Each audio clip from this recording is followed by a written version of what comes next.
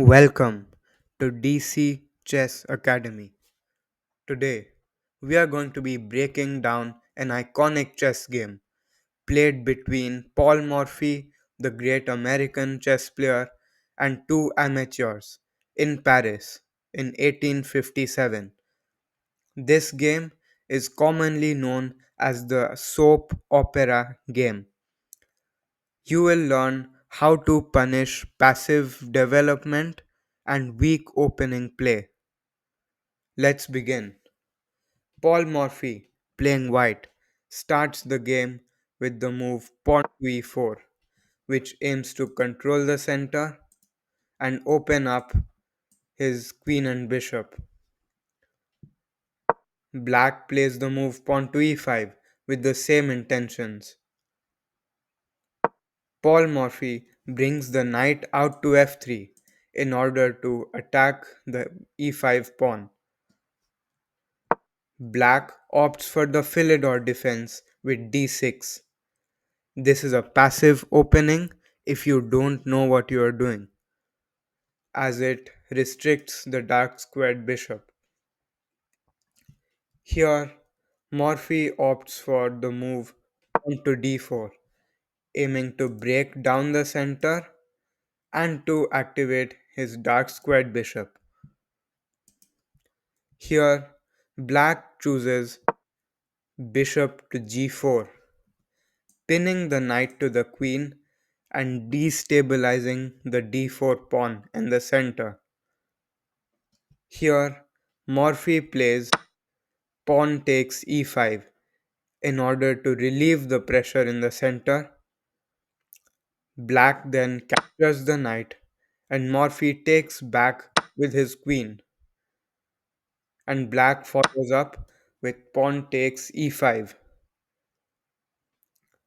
Here, Morphy wants to develop his pieces and castle as soon as possible.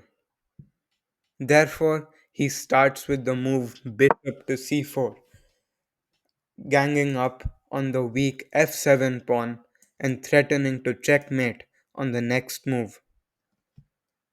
Black blocks the view of the queen to the f7 pawn while developing a piece of his own. Here, Morphy swings his queen over to b3 from where he threatens the b7 pawn and the weak f7 pawn. Leaving the f7 pawn hanging would prove fatal, as it would threaten the black king. Therefore, black chooses to defend the f7 pawn with queen e7. Instead of capturing the b7 pawn, which is certainly a good move, Morphy develops his knight first, as he wants to advance into black's position. Black responds with c6, where he restricts the movement of the knight and defends the b7 pawn. White brings out his bishop to g5 from where it pins the knight to the queen. This move is intended to restrict the movement of the black knight. It also prepares castling. Here, black makes a huge error. He tries to free up his knight, as doing so on this move would hang the b7 pawn. Therefore, he intends to kick the bishop out and then bring his knight to b6 via the d7 square. Here we see that most of black's pieces are not activated, while white's pieces are fully activated, and the rook is about to come into play with long castling coming in the next few moves. Can you guess what sacrifice white made here in order to expose the king? Yes, white captured the b5 pawn with knight takes b5. and exposed the king. Here, black played his only move, which was knight d7, blocking the bishop's diagonal. Here, Morphy followed chess principles and castled his king towards the queen side, known as long castling. He attacks this knight in two different ways.